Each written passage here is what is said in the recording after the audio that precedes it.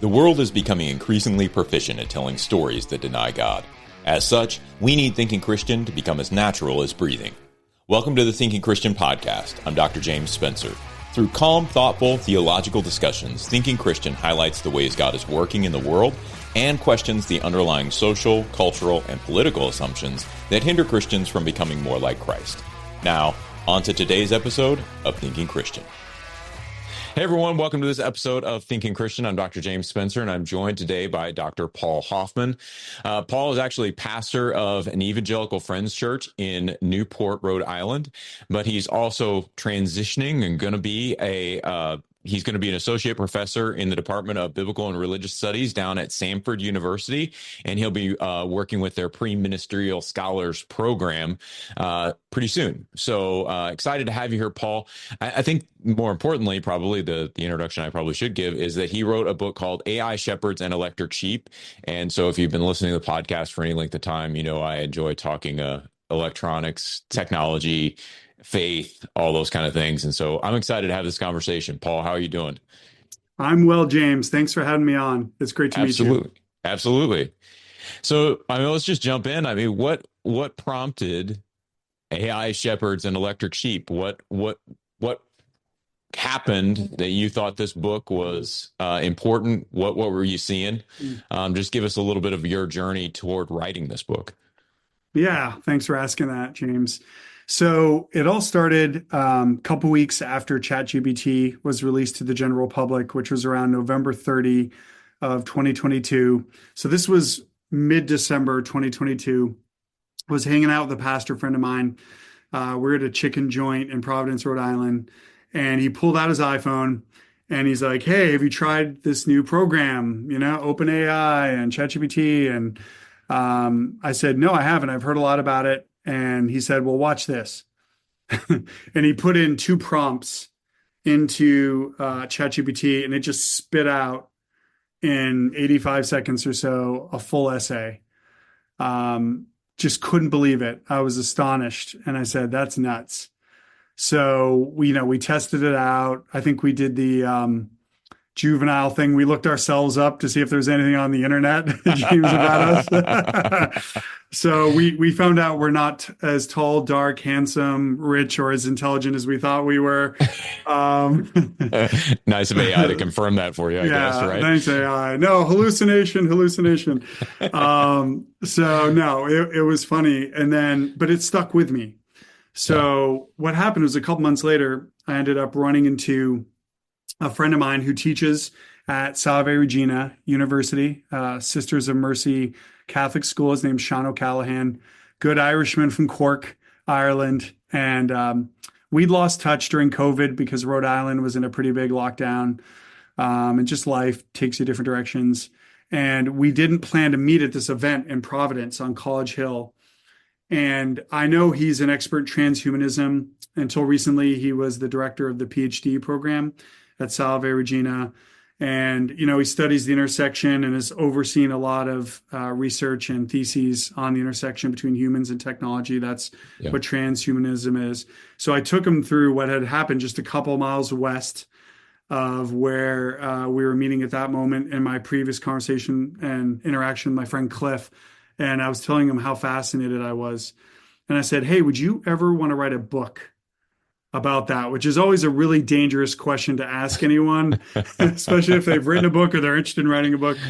And he said, "Yeah, let's talk about that." And so then next thing I know, we start dialoguing and you're putting together a book proposal. And Baker Academic, who I've published a previous book with, previous to the AI Shepherds and Electric Sheep, they grabbed it and we've now released a book. So it was a serendipitous discovery at a chicken restaurant and then another serendipitous run-in with a good friend of mine. And now I've written a book on it. So clearly I am an expert. That's how it works, right? Yeah. Well, talk a little bit about, it's this area of interest. And I think when ChatGPT first came out and I started interacting with it, I had a lot of concerns. And I think one of my concerns was that ChatGPT was just so open.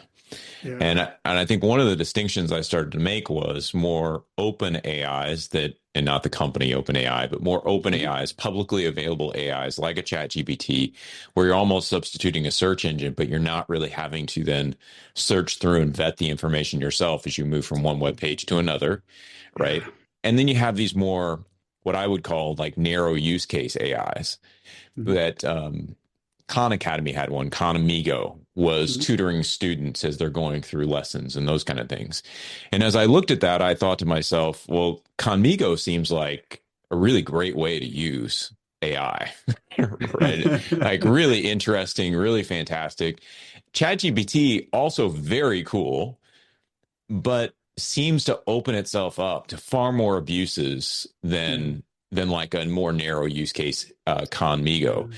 Yeah. Did you run across any of that kind of thinking, or did you look at it in that way, or what? How did you approach AI when you guys were writing this book?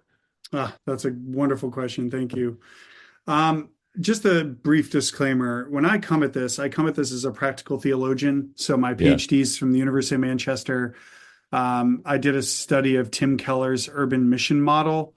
Okay. I actually think today, as this is recorded, May 19, I think is the anniversary of his passing, Mm. or right around that. So my PhD is in practical theology and urban mission, or urban missions, if you will. So, I'm first a pastor. I've been a pastor for 21 years.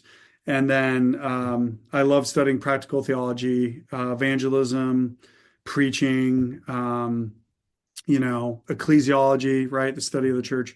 So I Yeah. come from that position. So I want to be clear. I'm not a heavy technologist. And in fact, as we were doing the research and writing the book, I kept a bit of a critical distance because I didn't want to be Okay. pulled in too much. I wanted a little bit of separation, but I also know it's so fascinating. You could just spend hours, falling Yeah. into the wormhole. And you also have to write a book in 10 months. Even though I co-authored it with Sean, it's still 65,000 words. Yep. And so I come at this more as a practical theologian. I also want to confess my wife teaches English in Rhode Island. And so I'm learning from her, who's trying to teach teenagers how to write essays. And every time she grades something, she has to run it through a program Got to to see check if for they AI. used, Yeah. Claude, ChatGPT.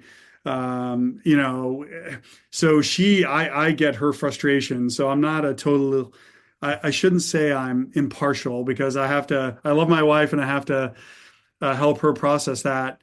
So I come at this from a place of practical theology and a wife that works in education. So I'm probably going to have a Yeah. little bit of a different approach on it. So when we started the book, James, one of the questions is how do we eat this blue whale of Yeah. a topic? Like we can't swallow it at once, and if we eat it bite by bite, we're going to be doing this forever, the rest of our lives. So Yeah. what we settled on was a bigger question, and so let me start at 30,000 feet.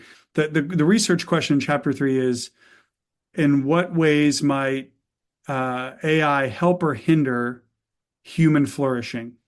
Yep. So that's the research question, which is, as someone that did a PhD in the UK, and anyone that's done high level research, this, the nature of the research question is critical. Otherwise, it could just be anything about AI, anything about theology, and That's you never right. get anywhere. You're just in a boat floating in the middle of the Atlantic Ocean. So, and then we defined human flourishing as the Imago Dei, the image of God, in Okay. Genesis chapters 1 and 2. What does it mean to be made in the image of God? And we talk about that in the book. So I'm coming at this as a pastor, as a practical theologian, and my question throughout the book is, how is AI helping us or hindering us in our growth into the image of God, which is God's plan for human beings? So that's where I go with it. We could talk about the peculiarities of this program and that program and open Mm. source this and that. But for me, if we don't start by framing this theologically, I just think we're going to be talking about this program's cool and this program doesn't work, or I use this for this and this for that. And there's value there. But in other interviews I've done, if it goes down that direction, I say, first, let's just ask a bigger question. Like, what does Yeah. God think about this? And that's very presumptuous to think that I would even know what God's thinking.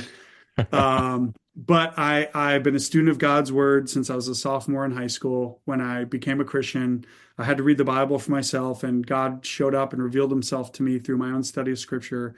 And I also received the call to ministry. So since then, I personally have read through the scriptures multiple times. And to me, what scripture has to say, and as best I can interpret it, that is what's going to frame my thinking. So I'm putting that back on your plate now. I just opened a probably even bigger can of worms. No, not at all. I think the human flourishing aspect is the right place to start, really. And I think that part of what I've found as I've interacted with all the different AIs is that what we're really, because we don't have a good understanding of what it means to be human, it's very difficult even to understand how AI is helping or hindering us from flourishing as humans. Yeah. And so if we define what it means to be human as the progress and success that we get as we, accumulate reputation or money or what have you, then AI could be construed as really helping us with that in some ways. Mm-hmm. But if we construe it from a biblical and a very deeply theological perspective, it's very easy to see how AI could hinder us from human flourishing. And so maybe let's start there and kind of work our way back into the technology. When you think about the Imago Dei, that's not an easy question either, right? I mean, you guys, it feels like it boils it down, and then you start, you start tangling out into other areas as well. Yeah. So talk a little bit about when you're thinking about Imago Dei and you're thinking about human flourishing, how would you help people understand that and sort of crystallize it in just a relatively simple way, at the risk of over abbreviating it, but what does that look like? Yeah, well, I would tell people first, I guess my first thing would say, it's always good to go back and read Genesis 1 and 2.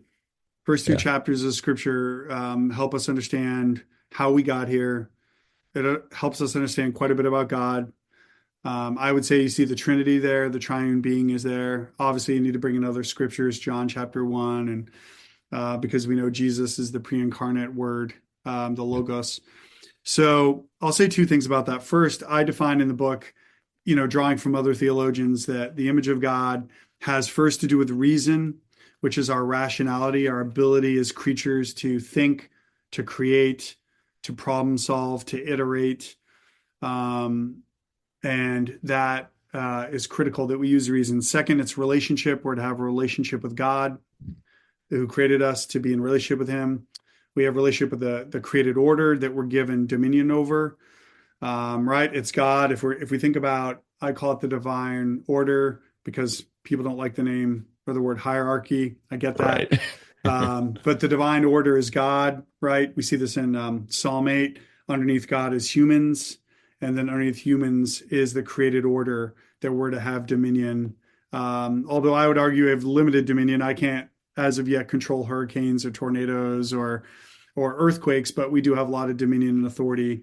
So we have relationship to God, to creation, to one another.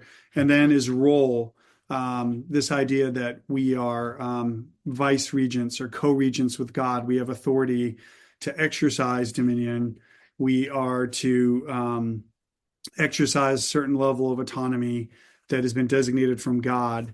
And so, the Imago Dei can go any number of directions, but I really, in the book, we narrow it down to reason, relationship, and role. Okay. So that's really important. But then we frame it within what I call a creational narrative that we give at the beginning of chapter 3, where we say, okay, there's the creator who preexists. Right. There's in this, I learned significantly studying in the UK, the emphasis on the Trinitarian relations and operations, which I had gone to a top-notch seminary, but I don't remember spending so much time on the nature of the Trinity and the functions of the Trinity. Yeah. So I'm doing urban mission study, and they're like, oh, you got to read these 20 books on the Trinity if you've never read them. And I'm like, oh, Lord, save me, Jesus, come back now. So we have to remember God preexists. And for me, I would assume this is true of you, but please give me feedback.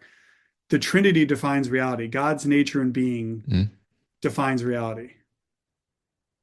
If you want to push back, and I'll call you a heretic if you say, no, that's not true. I define reality. I mean, I think there's the there's the reality we experience, but the way I usually phrase it is, we're to be true to reality, particularly to the reality of the triune God. And so I agree. I Yes. mean, I think Amen. there's a sense in which that we're not going to find the Trinity in creation unless the Trinity has already been revealed to us through God and His Word. And so these things are reflective or representative, or however we want to say that's appropriate theologically. But there is a deeper connection to all reality, pointing to the triune God, and and the triune God being the source of all that reality. Yes. Yeah. Amen. So I would agree with you. The Trinity defines reality. And so if I want to know what the ultimate reality is, I look to the nature of God, not to my warped, broken, very narrow understanding. But then after that, right, out of the overflow of God's love, we have creation. And so God is, in and of God's self or himself, God is complete. But God out of the overflow is how theologians speak of this. God created everything. Genesis 1 and 2, ex nihilo, speaks it. There's nothing, and God speaks it into being.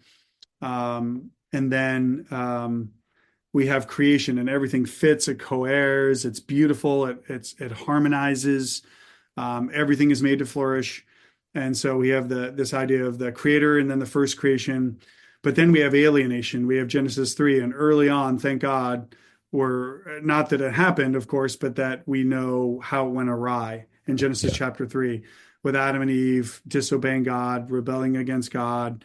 We have obviously the serpent, who I believe is Satan, is part of that, tempting them. And then we have God issuing the curse. It's really the natural consequences of their disobedience, which brings us into death. And part of that, as I define in this creational narrative, disintegration. And by the way, this narrative isn't just Genesis chapters 1, 2, and 3. If you look closely at Romans 8, it's one of my favorite chapters in Scripture. You can find these themes playing out in Romans chapter 8. And so you can see it mapped out there as well. So we have, the creation, we have the fall, and then the disintegration through the fall. That creation now is groaning, right? It wants to be liberated from its bondage to decay. I find that to be so profound. Paul's language there. And then that's why we have the cross as the liberation. And it talks there about the language it's used there is liberation. So when we have criticisms of quote unquote liberation theology, right? Theologians, Central, South America, and others. Well, that's kind of in Scripture, everyone. Maybe liberation theologists took it a little different, but it's all things are to be liberated, not just the children of God, but all of creation is to be liberated through the cross of Jesus. It's not just God just didn't send Jesus only to save individuals, pluck them out of the fire, right? But it's to renew and to restore all things, such that at the end of, there's this reclamation as the next phase, reclamation. And then finally, we have like the fullness, the glorification is what Paul uses, that language of glorification. And we go to the end of the story. And I'm so thankful to God that if you read ahead in the Bible, Revelation 19, 20, 21, 22, we have the new heavens and the new earth, and God declaring, see, I'm making all things new. And so that's where it's all headed. So AI is part of that story. It's not separate from that story. It's to fit somewhere in that story. And the question is it tracking with God's story? Is it aligning with God's story? Or is it more on the disintegration side? Or is it helping in the disintegration? And is it helping in the liberation and the reclamation? And I think, to me, it's mixed. That AI can be used both toward God's greater ends of redemption and restoration, but also the world, the flesh, and the devil are trying to use these tools to destroy and to disintegrate, to steal, kill, and destroy humans, and to allow creation to continue to disintegrate. So I've given you a lot there. I don't know if that makes sense.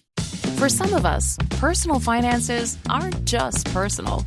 They include loved ones, neighbors, the communities we call home, and the causes we hold in our hearts.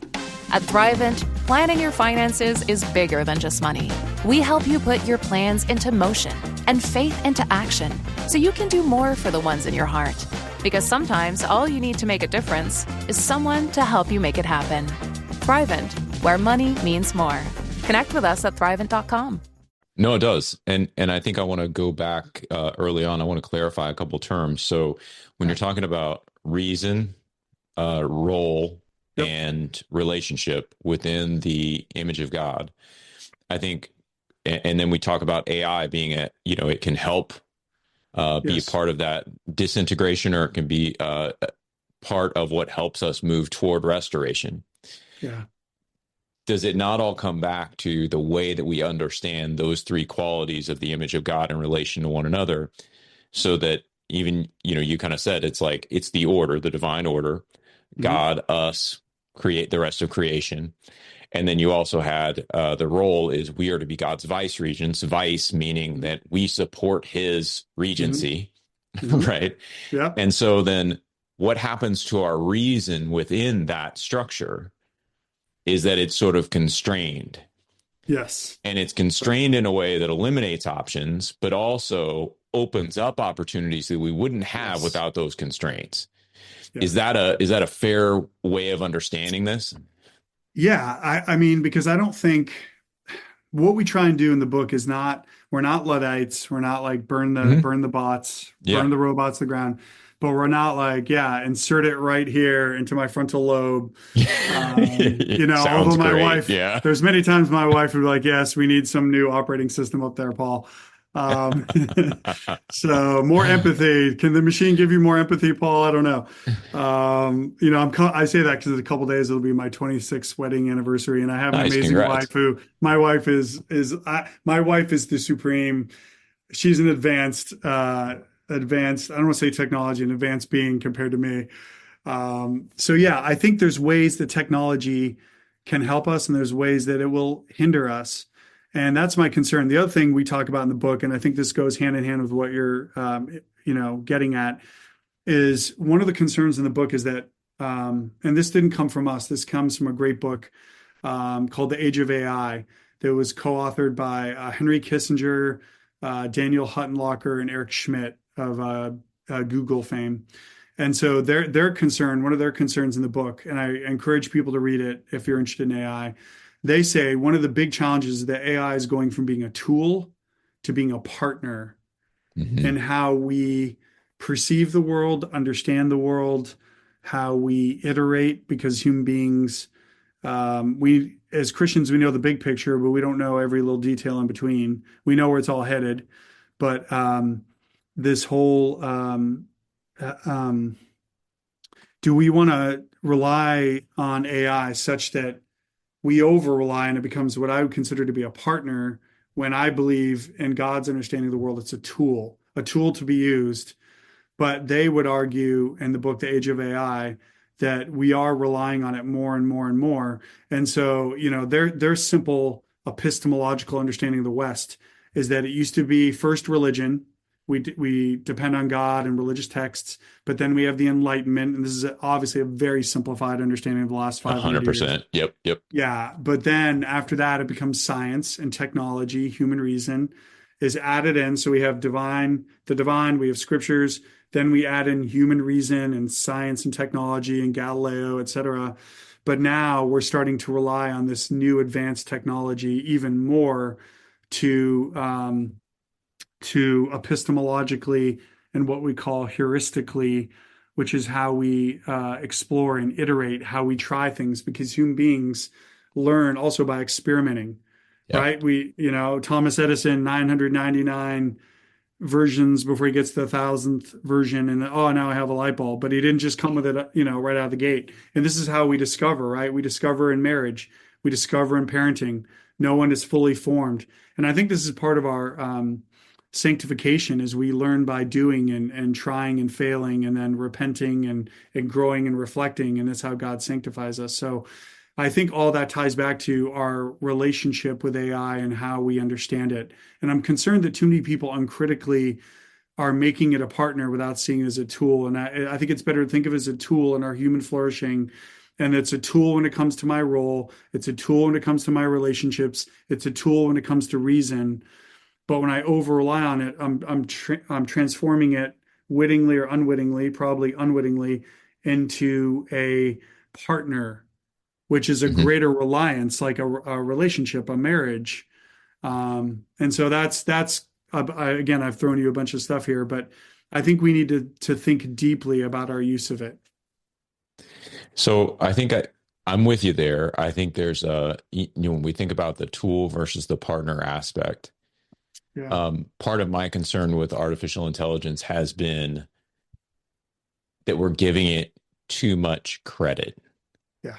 And here's what I mean by that. It's still, even if you have AI empowered robots roaming around and they appear to have thoughts and emotions and everything that a human might have, let's say, they're still going to be embodying that world very differently. Yeah. And so if we go into the cog psych world and look at embodied cognition and those kind of things, you just start to realize that you can't replicate humans. Right. You can approximate, you can get somewhere close, whether that close is, across their Grand Canyon or, 4 inches, right? You can get closer than maybe you've been in the past, but that these things won't ever think the way that we think, simply because they're not embodied in the world in the same way that we're embodied in the world. Their threats are different, their fears are different, if they even have those. Right. Their concerns are different, they come from a different place in a different way. And so as we look at AI, it seems to me that we always need to keep it in the category of a tool. Yes. That's going to serve humankind and better humankind, as opposed to thinking of it as a partner, where now we open ourselves up to, I mean, you mentioned you've been married for 26 years. I'm going on 26 right now. Congrats. So yeah, this will be our 26th. But when you have a partner, you're trying to better the partner as well. Yes. Yes.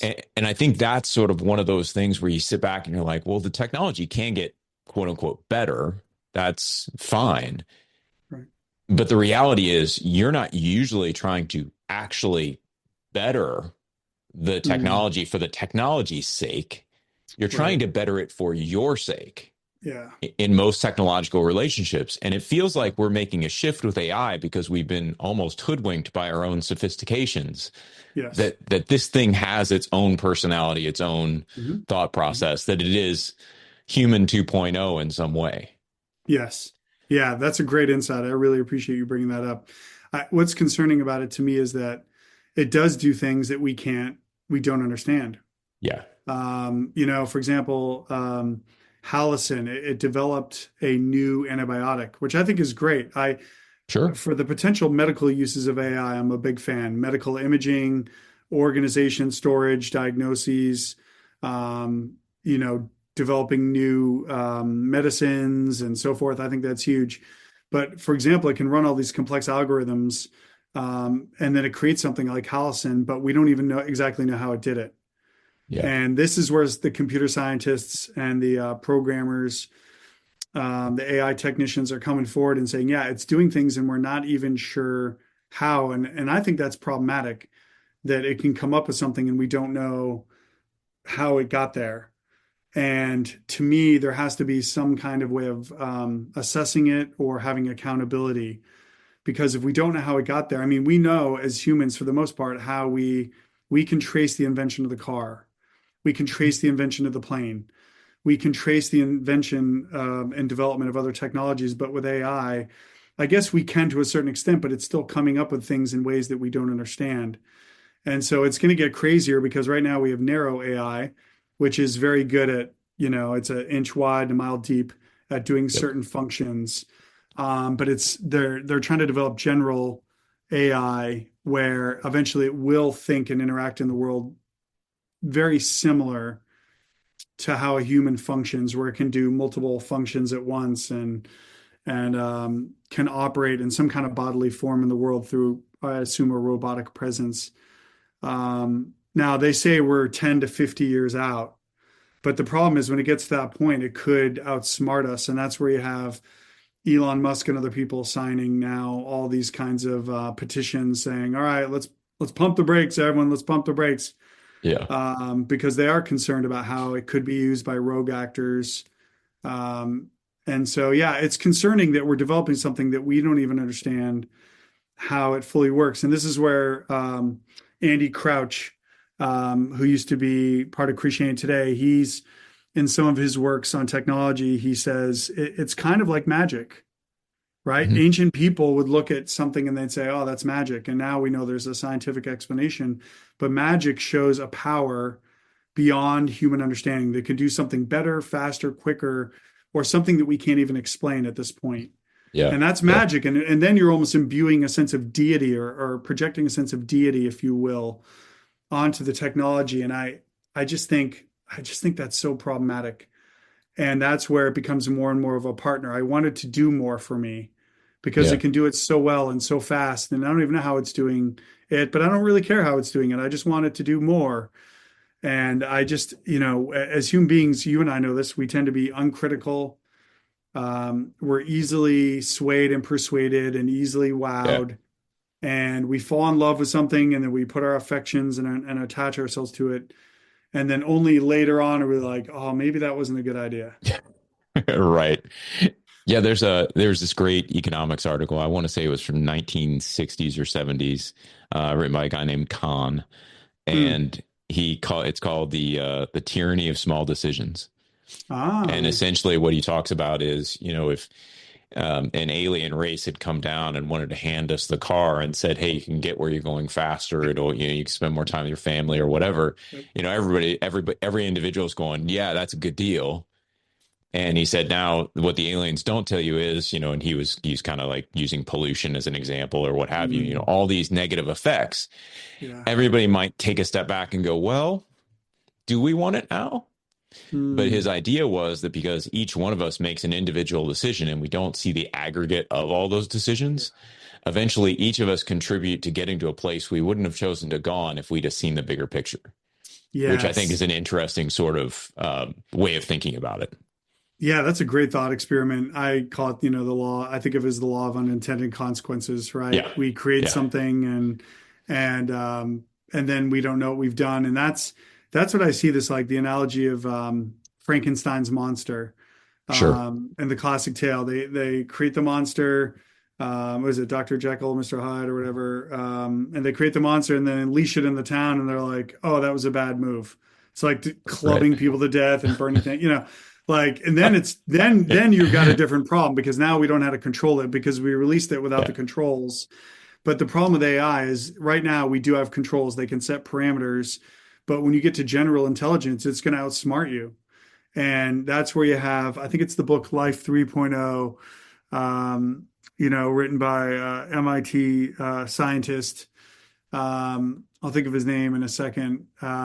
He basically says there's a range of options here.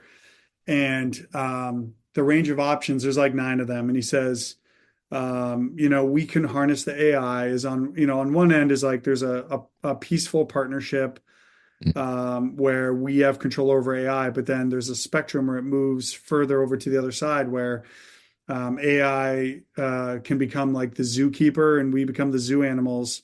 And then on the other end is the extinction. AI looks at us and says, you know what? They're polluting the planet. They're taking up space. They're heating things up. They're dumping pollution in the water. They're blah, blah, blah. Let's just get rid of them. Yeah. And by the calculations of AI, which to me, this is conceivable because humans have done this many times in history where we invent something that's great, but it can also backfire. I just think of nuclear weapons, nuclear power. Yeah. And so eventually it just decides like these people are too problematic. We just need to get rid of them and we'll all be better. And so then they'll have robot abilities, but they could do it covertly without us even knowing, because when it's at our intelligence level, we know human beings can do things maliciously, covertly. We can Yep. be mendacious. And what would stop a robot from being mendacious? Maybe they don't see themselves that way, but they don't want us to know that they're going to eliminate us. And Yeah. then they have their embodied presence. So I know that's a very wild speculation, but the people that are inventing these technologies, and it's Max Tegmark, he teaches at MIT. Max Okay. Tegmark wrote the book Life 3.0. Now, this is a genius in like 4 fields.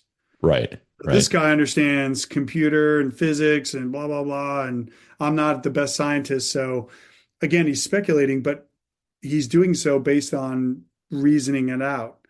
So I do think we have to. I'm one of the people we need to create controls early on. But as you know, James, the problem with technology is it always advances faster. than our Well, social yeah. relations, our moral relations, our legal relations. And then we've released it into the world. We're like, oh, wait, okay, what do we do now? And this is just human nature. We release it and then we have to reverse engineer based on the consequences. But I think AI is so powerful. This is going to be the harder Pandora's box to close. I just don't know how we do that. And I think we need to be doing that kind of stuff right now. But again, we have to get China to collaborate. We have to collaborate with the EU in a world now that globalization, in a sense, is breaking back down. Yeah. We're seeing in the geopolitical scene, we're not as collaborating as much. NATO could be fraying depending on American politics and NATO's politics. So then what happens when we're collaborating less and there's more competition? It's more fractured, the landscape. So I know I'm getting high level. I'm sorry, No, but no. I mean, I tend to agree with you. I mean, my tendency is to say that we work better conflictually than collaboratively anyway. And yeah, so, but the problem with that is, if we go back to something you mentioned earlier, the transhumanism idea, if yeah, we think, if we construe technology broadly and we say something like blood doping or steroid use is really just the application of a technology to overcome biological weaknesses in the body. yeah, And you say, well, so then it shouldn't be illegal for athletes, right? And if we went that far and we said, okay, let's let athletes use these things, the trouble is that essentially what's happening is you get one or two athletes doing this. Now every athlete has to do it. yeah, If they want to be competitive, they have to do it. And so what I tend to see is yes, I'm all for regulation too. I think it slows mhm, things down. I think it does yeah, do constraints. But to me, the horse is out of the barn at this point. And what we have to sort of reckon our way through is, how do now we build these other AIs to do conflict with the AIs that are built in other nations, the AIs that are built by different yeah, corporations, the AI spyware versus the AI protector that's no longer, allowing that spyware to work. It gets really complex really fast, but it also plays into the exponential increase of AI yeah, and the role of AI as partner, because to your point, I can't protect myself from AI. I yeah. can't I can't sit and code on a computer fast enough or secure a password well enough. There's nothing I can do. An AI is going to beat me, but it may not beat my AI. Yeah, yeah, And so you end up in these sort of modes where it's like, yeah, collaboration would be ideal, I suppose. yes. But even then, you know, so my tendency has always been to sort of, and I've talked to a couple of government folks who are doing this. They said, yeah, they're building artificial intelligences to combat, essentially to make sure that if there is an AI that's trying to get into a US system, let's say, that it's Mhm. always a stalemate. The Yeah, new AI doesn't have to win. It just has to not allow the other one to win. And so yep, it's this neutralize. fantastic sort of underlying world that we're creating. Mhm. And I think that aspect of it is super uncompelling in a lot of Mhm. ways, right? Yeah. Because you could see how it could get to a stalemate, Yep. right? Obviously, it could be extremely devastating too if it doesn't get to a stalemate. But at the end of the day, I wonder, and we'll get back to sort of the pastoral perspective on this. Yeah. I wonder if we can even really recapture a sense of humanness and ecclesiology and Yes. Imago Dei within this kind of setting, Yes. given what we've already done to ourselves. And let me frame that part out just a little Yeah. bit. Like, I usually use the analogy of a Little House on the Prairie, right? Yeah. Like, what the heck are the Ingalls going to do? They're going to hang out in Walnut Grove. That's what they've got, Yeah. right? It's the Yeah. closest town. They're taking their wagon there. Their other Mhm. option is really to cloister it in-house and just kind of be by themselves. But Mm. you see they're portrayed at least as going to church. Yes. They all go to Yep. school. They're Yep. part of a local community that supports one another. Yes. And in Yes. that context, where you have to rely on other humans for different kinds of support all over the place, you can kind of get the vibe that we can cultivate an Imago Dei here, Yes. right? This is Yes. this is a really interesting sort of space. And even in the show, when they send them off to, Mankato or wherever they go to, the Mhm. big city, right? You start to see that fabric sort of pull apart, Yes. right? And so Mm. now we're in a situation where, if I don't like my church, I can drive 20 minutes in another direction to another church, and there's no skin off my back, and really no skin off anybody else's back either. We're Right. sort of cloistered in suburban neighborhoods where we don't have to get to know our neighbors. Yep. Right? Like we've created these artificial buffers around us anyway.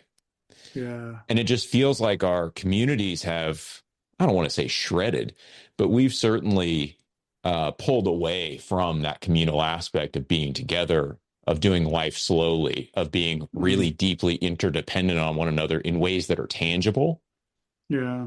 And we're in this tech world where we really do depend on the computer a lot. Yeah. I mean, even without AI, Yeah. right? And so that hopefully that frames my question out for you. How do we come back? How do we recapture a theological vision of who we are and what the church is within this technological realm? At Thrivent, planning your finances is bigger than money. It's a way to support the people, causes, and community you love. Because helping you put your faith into action is at the heart of what we do. Thrivent, where money means more. Connect with us at thrivent.com. Yeah, that's the critical question, isn't it? Yeah. It's so critical. And I think we're going to have to fight. I think we're going to have to fight with all of our power because, I mean, I have 2 teens and I've just seen how they can get sucked into the phone. Now that's just a device that they can text or be on a, Snapchat, little chain and Instagram and all that. So it's the whole attention economy is already, there was a great book, Shoshana Zuboff. I think it's called The Rise of Surveillance Capitalism, where the whole attention economy is the most brilliant psychologists in the world are working with social media companies to capture every ounce of our attention, every moment, every millisecond. And so now with even more powerful technologies like AI being infused into this, it's going to get harder. And it is a big social experiment. And I'm a big fan of, I'm sure you must be familiar with Jonathan Haidt's book, The Anxious Generation. And now it's just being verified that this has been a huge social experiment that's not benefiting our teens. Right. Not at all. And both of my kids are on the bubble of that. My younger son was born in 2009, and it was 2010 to 2014, 2015 that we unleashed this whole thing of, the iPhone or Android and social media at the same time. And they can literally pinpoint 2012 when, the whole mental health crisis is when we gave these devices to children and teens with their access to anyone in the world. They could be compared to any person on Instagram, even though you can use filters and, you're not really a size 30 waist. You're really a size 36 waist. And I increase the biceps and that. I don't think you really work out. I think you're just using a filter. Your biceps aren't that big, James. No. So, okay. So in the book, more to your point, we talk about this in chapter 6, this idea of formation. How are we formed as individuals and within the body of Christ? And so we propose there this idea of what we call hearth habits. And so hearth habits are habits that bring us back into our bodies, back into community. And so I think we have to have countervailing, I think, is it James K. Smith says they're like counter formation habits. Yeah. So we need to have habits that work against our overexposure and perhaps over-reliance on technology. So we call them hearth habits because the word for focus derives from the word hearth in the old Latin. And the hearth used to be the center of the home. In the colonial and pre-colonial periods, the fireplace, everything was centered around the fireplace because that's warmth, that's cooking, that's light. And so that was the focus of the home. Yep. Generally speaking. So now that we have technology, electricity, we don't necessarily have the hearth or the fireplace as the center of the home anymore because we don't really need it's more of like a aesthetic thing. I don't really need that to cook or feed. I've got electricity. I click a button and I know this because I just toured homes in Birmingham. I went home shopping and my wife and I really do we're going to lease for a year because there were so many home options, so many neighborhoods. And we're like, we got to get our son who's a freshman in high school registered. So we need to focus on that right now. But we do want a fireplace because we do want a place where people can gather. I want to have undergraduate students from Samford come over to my house and we sit around a fire, whether it's a a gas fireplace or a regular fireplace or whatever. And we just sit there because there's something about a fire that does draw you in. So in terms of the hearth habits, we talk about things like cooking together. Do we cook together anymore? I don't know, James, do you cook with your wife or with friends? Do you grill? Do you barbecue? We're all in the same room while I'm cooking. I cook for the family usually. And so I love that. we have some in and outs, I mean, but Okay. everybody knows when I'm in the kitchen, I'm cooking, and, that's when I Right. have conversations with my kids, and, my wife's around, and Awesome. yeah. Yeah. But So, are you talking to AI? Are you talking to a chatbot or no? It's just us. oh no, it's just us. Yeah. Awesome. So we probably take an approach similar to yours. Like we don't use Alexa in the house at all. Yep. Like we don't have any of that stuff. I just didn't understand.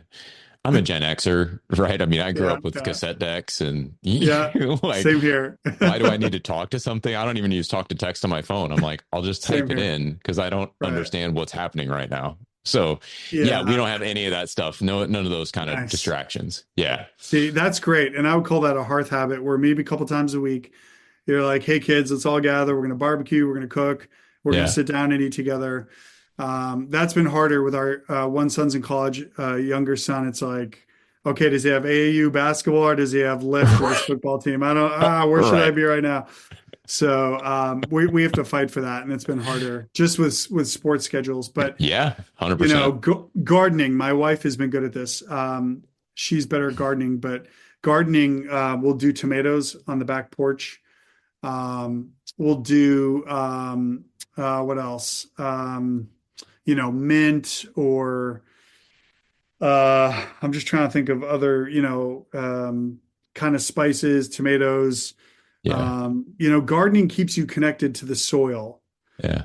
Gardening is very location specific. It's very place specific because Yeah. I'm thinking about where's the sun moving. I'm thinking about what season is it, what grows in this season, and that keeps me grounded in a place. So in our townhome, we're going to have to make sure we get some potted plants, geraniums, or whatever grows there. Let's do Yeah. basil. Let's do tomatoes. Like there's something that keeps you grounded in the weather, not just like what should I wear today, but like what's going on. Yeah. Yeah. I like Other that. things. Nature Yeah. walks. I'm a big fan of going on a nature walk and being present, like turn off the phone, look around you. What are the birds? What kind of trees? Is it October? Are we getting some turning of the deciduous trees? Like anything that keeps us connected to the built environment, to the soil. I think we need to do that on a regular basis because the danger is we ask that we talk to the computer, right? Like I don't do that on my iPhone. Like I don't do that because I'm giving my device permission to record me, which I don't think is the best thing. I have my own thoughts around that, and I work with a lot of military people in the military defense industry, but also a lot of officers that have Yeah. high level security clearances that have told me things off the record. And so I don't want to give permission, but I also don't want to encourage myself to talk to a phone because there's this thing we talk about in the book called the Eliza effect. And the Eliza effect is where I anthropomorphize my device and I start to treat it as human. And then I start to think of it as human. And then it's conditioning me in its interactions with me. And if anyone go watch the movie Her with Joaquin Yeah. Yeah. Phoenix, right? He falls in love with his alarm clock, as I call it. But his alarm clock also happens to be Scarlett Johansson, who has a very alluring voice and is a wonderful personality.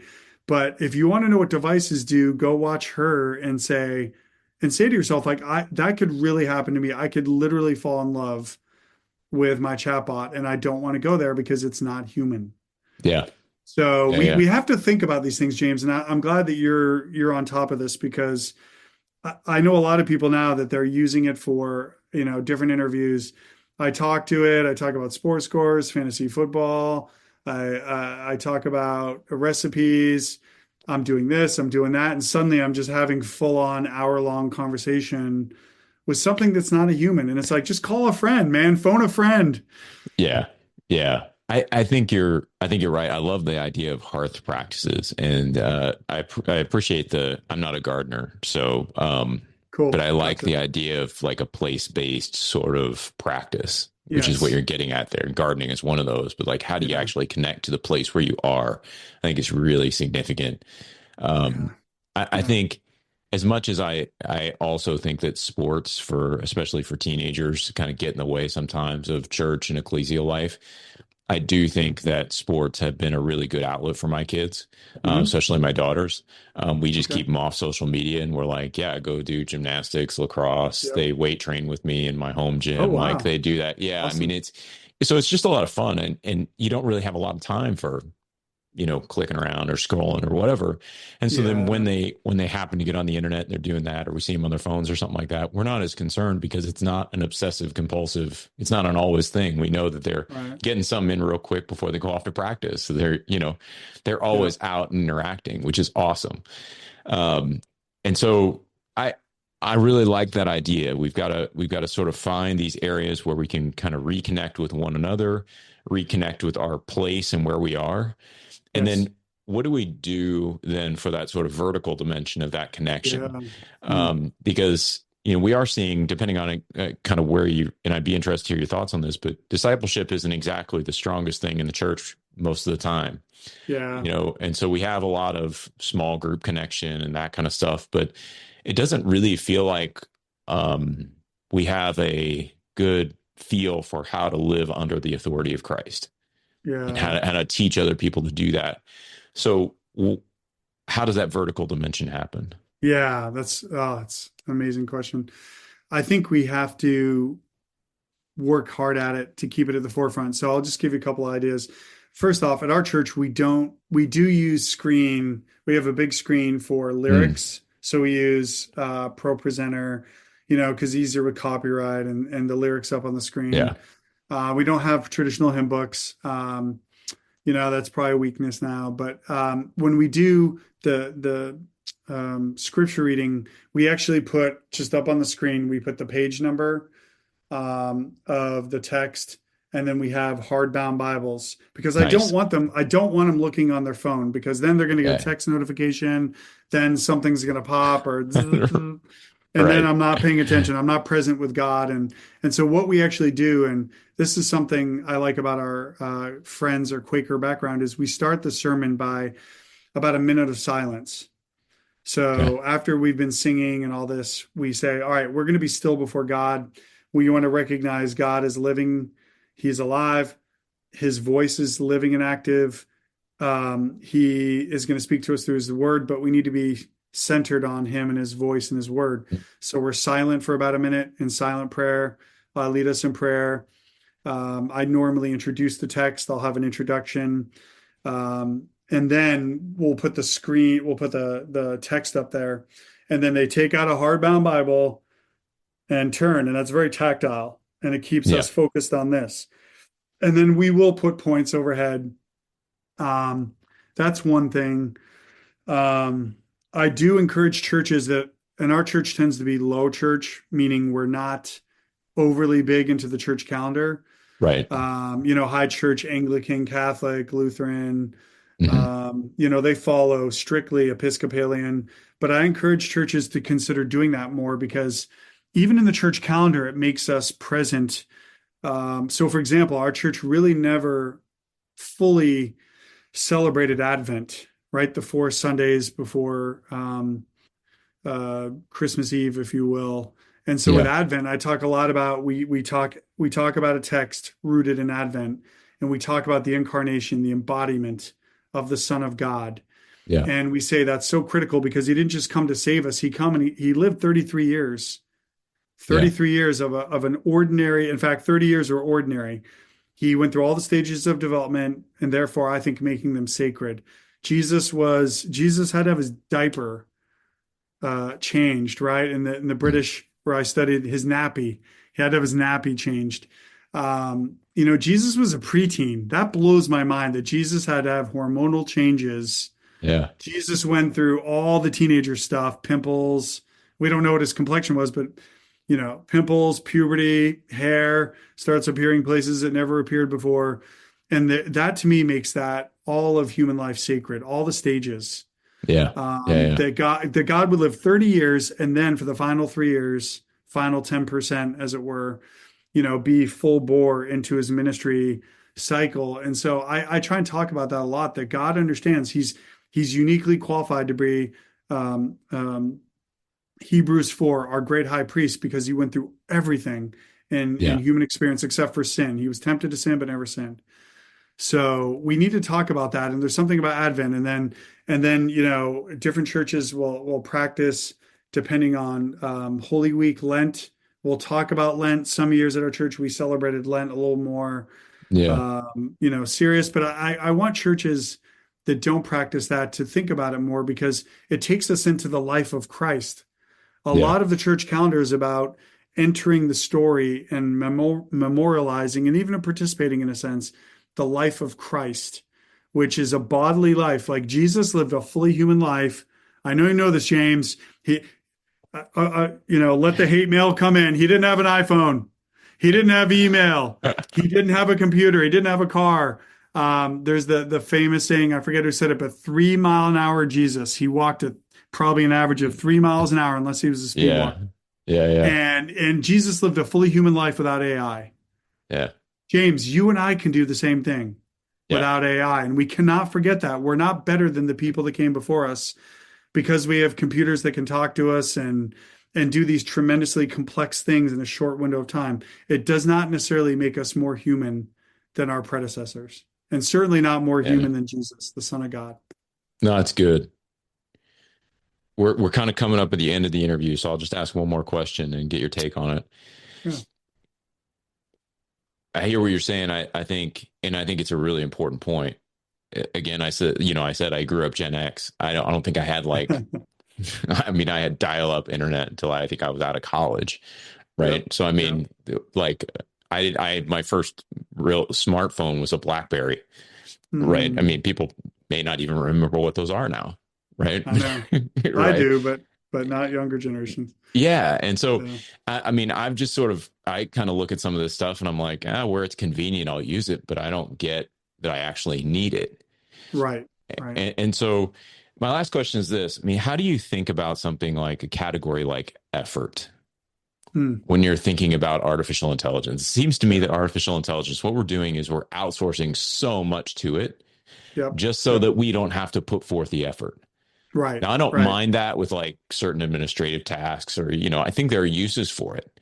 But I guess my point is, and I've said this on the podcast a number of times, I used to be a personal trainer. I'd never bring a client in and go, okay, your workout today is to sit in the corner and watch me lift. That has no benefit to them, right? There's no benefit to them. How do we think about this category of effort with regard to discipleship and spiritual growth in a world with AI? Oh, that's so good. So many different directions. But I think there's a great book by Jacques Ellul. I'm not sure if you're familiar with Ellul, French Catholic theologian, the Technological Society. The problem with the modern West is that we think in what we call instrumentalist terms. Everything is about efficiency, quicker, cheaper, faster, better. And we forget that to be human is to be messy, that to be human is to make mistakes, that to be human is to try and fail, right? You're not going to build muscles by watching you work out on my behalf. It just doesn't work that way. Right. I need to come into the gym and I need to do all the sets, the lat sets and the bicep sets, whatever you do. And this is what it means to be human is the struggle and the effort. And so, in my marriage, coming up on 26 years, we have a lot of earned trust and credibility because we have tried and failed. We've asked for forgiveness. We've grown. We've reflected. We've promised we'd do better. Sometimes we did better. Sometimes we didn't, but it was never a J curve. It was never a neat, clean J curve. Yeah. So I want to remind us that to be human is to be a struggler. I don't know. To be human is to struggle, and it's to risk, and it's to create beautiful things. But to do that, it's the process of trying and failing, and not just delegating your life to a machine. And as I see it, part of our sanctification is that process of trying and failing, of risking and working out and building the relationships, and then being rejected and having to learn how to handle rejection and rejecting other people and them confronting me and me having to repent and ask for forgiveness. And this is how God molds us and shapes us into his image and his likeness. And so I think we need to think deeply about how much we want to delegate of our lives to machines, when so much of our lives, God has structured them and ordered them pre the technological age to be a beautiful struggle and to be sojourners and to be Abraham. Go back and read Abraham, who's called to move to a place he's never been to. And nowadays I can go, I'm moving to Birmingham, Alabama from Newport, Rhode Island. I don't know anyone that's ever done that. Newport is gorgeous, beautiful. Birmingham's a great city as well, but Newport is known as the billionaire's playground. And I could go on YouTube and see what Birmingham looks like. I can look at a block of Birmingham, but Abraham didn't have that opportunity. Yeah. And yet, what does it tell us in Hebrews 11? That Abraham, by faith, got up and went to a place, depending on how you map it out on the Fertile Crescent, 600, 800, maybe 1,100 miles, step by step.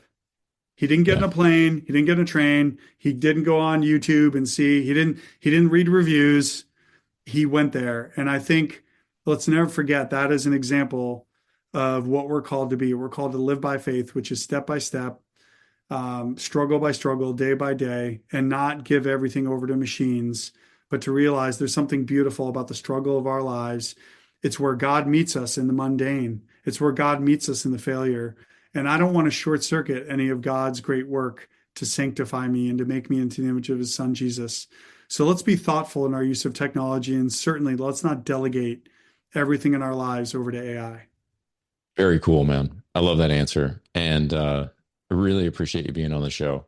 I'd recommend, I got the chance to read Paul's book and Paul and Sean's book, AI Shepherds and Electric Sheep, before the interview. I would really recommend it. I read a lot on AI. I found this book to be really, really strong and enjoyed the pastoral heart that you brought to it, Paul. I thought it was just really great. It was a version of a treatment that I don't always see because I think I've just been reading some of the books you noted, they're written by more technologists. And so you kind of dig into technology and the theory there. But I think you guys did a wonderful job of really framing this pastorally. And so the link to the book will be in the show notes. I just encourage everybody to go out and pick it up.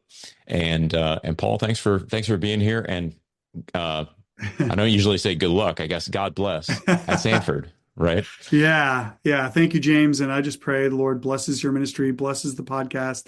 I would just say if people want to give feedback, they can follow me.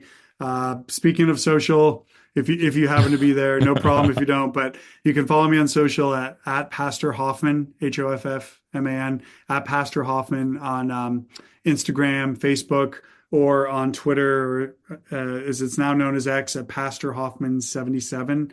And feel free to reach out, give feedback, because I hope the book is widely read such that we get to make maybe a second or third edition. And I need people's feedback to say, you didn't think about this, or I wish you talked more about that. And I really do like to dialogue with people when they reach out. So, James, I'm honored and privileged and humbled that you'd bring me on this awesome podcast. Pray the Lord blesses it and blesses all who hear this and listen to your ministry, and keep doing what you're doing with your family. I love that you cook with them. I love that you lift with them. These are the things that make us distinctly human. Thanks, man. All right. Well, we'll close on that, and we'll catch you all in the next episode of Thinking Christian. Thanks for sticking with us. Take care. Just want to take a second to thank the team at Life Audio for their partnership with us on the Thinking Christian podcast. If you go to lifeaudio.com, you'll find dozens of other faith-centered podcasts in their network. They've got shows about prayer, Bible study, parenting, and more. Want to learn more about God and His will for your life, one verse at a time? I'm Quinice Petway, co-host of the Your Daily Bible Verse podcast. I'm inviting you to tune in and subscribe at lifeaudio.com.